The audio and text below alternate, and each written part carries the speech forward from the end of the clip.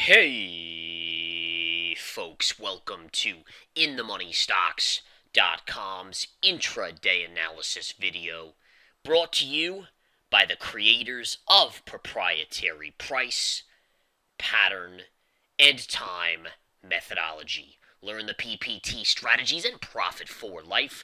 My name is Gareth Soloway. Let's get into the action today on this Tuesday, October 28th, 2014. Markets are up again today. NASDAQ 50 points higher, Dow 75 points higher, S&P up about 11.5, basically a 0.5% on the Dow and S&P.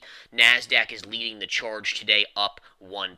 Now, what's going on with the NASDAQ? Let's take a look. Well, we had Twitter earnings yesterday after the bell, which were not pretty, and the stock is taking a beating because of that. Even though it's off of its lows, you can see again it's rallied back up nicely here, down almost 10%. But the real key to today's upside in the NASDAQ is Apple, Alibaba, Amazon. A lot of the big boy technology plays are doing very well. Take a look at Apple today, up $1.50 on the day. That's a nice move, a 1.4% move on Apple.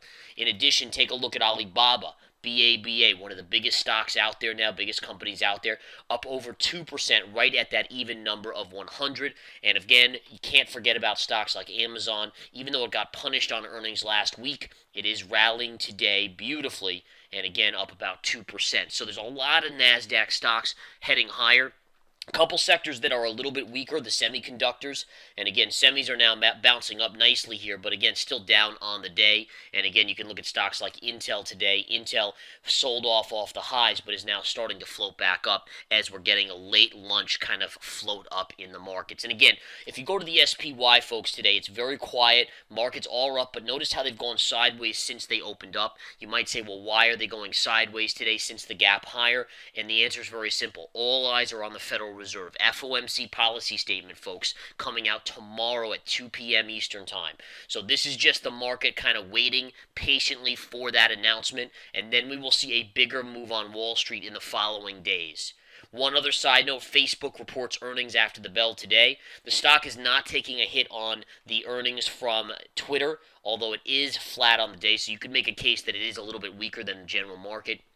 But again, people now are just waiting patiently for those earnings to be released after the close. This is probably one of the biggest tech companies here, market cap-wise, in the world. And again, they will be reporting. It's not as big as Apple, mind you. Apple's much bigger. Apple's about 2+ times the size of Facebook. But in regards to company size, it still is humongous. And it will play a role in social networking stocks specifically, and the NASDAQ tomorrow as well. All right, if you look at the daily chart on Facebook, we can do a little analysis here. The stock potentially, I can erase this trend line, potentially if we sold off a little bit towards the end of the day, could be putting in a topping tail, but right now it's just more of a little bit of a potential doji. I think short term the stock is overbought, but that hasn't stopped other stocks from rallying higher.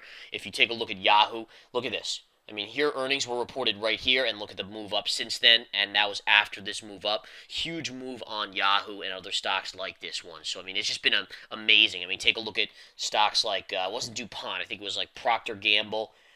Big move up there. 3M had good earnings. Look at that move. I mean, just tremendous moves to the upside. I mean, when you talk about a stock that was trading at $131 a share, and now it's trading just a week and a half later at $150. I mean, percentage-wise, that is humongous. Absolutely huge. Another stock that's driving the NASDAQ higher today is Amgen. AMGN up over 5%. Just look at this chart recently, folks. New highs on this chart, up 5% or $7.50. That is a big mover today. One thing you should be watching is the IBB, which is the biotech index. This is putting in a doji today. Could be a reversal signal, although it's too early to know in the day just yet. But this is catching my eye quite a bit as we are seeing it kind of wither here. And if you take a look at the intraday on the IBB chart, take a look at this. Basically near the lows of the day, making a little bit of a bearish pattern here. Something we definitely want to pay attention to. You might say, well, how come? Well, to see Amgen up like this and this stalling out, it definitely is a signal. Plus, if you go to the daily chart, you just notice how extended it is. So anytime you have a chart that's this extended, right, what you're going to be doing is you're basically looking for that signal of a reversal beginning or a pullback beginning. And again, we're not sure if this is it just yet, but it definitely looks promising for a potential reversal or pivot top being put in place for at least some sort of small pullback. Okay? Where would the pullback take you guys? The easy answer is right here. and that's to a point of around the 279-ish area. That would be your first support on a pullback on the IBB, which is only about $13-14 lower from here. But again, that's still a nice fall. It's not a shabby fall there. Okay. A couple other stocks hitting key levels today. JP Morgan Chase is into the 50 MA, plus you have a trend line right here. So a good level right here on the chart. And again, I do expect JP Morgan to be into some resistance and start to pull back. Also, the IWM, guys, take a look at the IWM today. Just a really impressive move higher, pushing through here through the daily 50 MA, and it's very close to the 200 at this stage of the game. In addition, if you go to the weekly chart, flip over to the weekly here, look at that. Basically into a little bit of a necktie there on the weekly, the 20 and the 50 MA on the weekly. So that is a signal to me, plus this kind of retrace back up into this range here, that you're probably getting very close to a little short-term top on that stock. All right, and I'm just kind of putting in some trend lines here. And you can see a lot of levels right up into that range, right around the 113.50 to 114 area. Should be starting to get a very good area of resistance on that. Okay? Let me just see if there's anything else on the radar.